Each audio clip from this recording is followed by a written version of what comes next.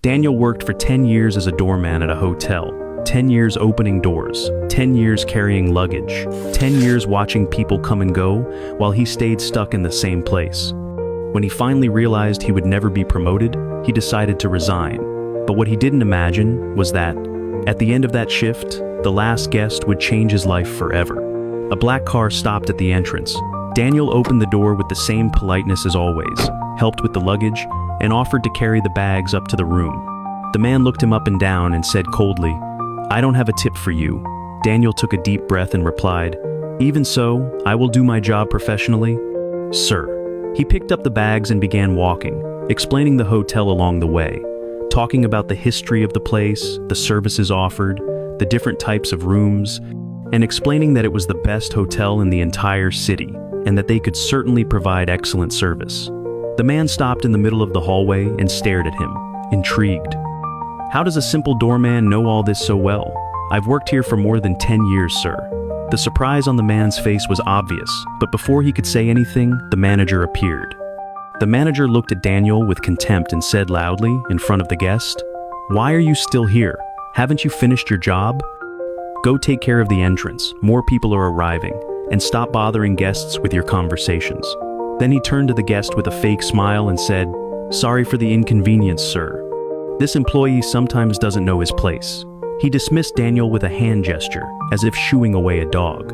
Daniel felt the humiliation burn in his chest, but he lowered his head and walked away in silence. After finishing his shift, Daniel took off his uniform for the last time and put it away in the locker with a mix of relief and sadness. Before handing in his resignation letter, he went to the pool to relax, and to his surprise, he found the same guest sitting in a chair, staring up at the starry sky. The man turned to him and asked, "Why are you giving up?" Daniel hesitated, but something about that man made him trust him, so he told him the whole truth. He hadn't always been a doorman. He had once been a hotel supervisor, responsible, dedicated, and respected by the staff, until his ex-girlfriend, who worked in administration, teamed up with the manager. They set a trap, planted evidence suggesting Daniel was stealing money, and instead of firing him, they demoted him to doorman as a favor. Every time Daniel tried to get another job, she secretly sabotaged his chances by calling companies, pretending to be a professional reference, and speaking badly about him. Daniel was trapped there, merely surviving, watching her rise through the ranks while he carried luggage. The guests listened in silence, and when Daniel finished, the man said something that sounded like a joke. "If I owned a hotel, I'd hire you immediately." Daniel smiled, not believing it, thinking it was just consolation, thanked him, and walked away. Later, with the resignation letter in his hands, Daniel went to look for a supervisor to sign it. When he noticed a strange movement in the lobby, several supervisors, managers, and even the hotel owner surrounding someone with deep respect.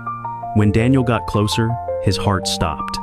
It was the same guest he had helped earlier, but he wasn't just any guest. He was the new owner of the hotel chain that had just purchased the establishment, and at that moment, their eyes met. If you want part 2, comment part 2 and tell me which city you're watching from.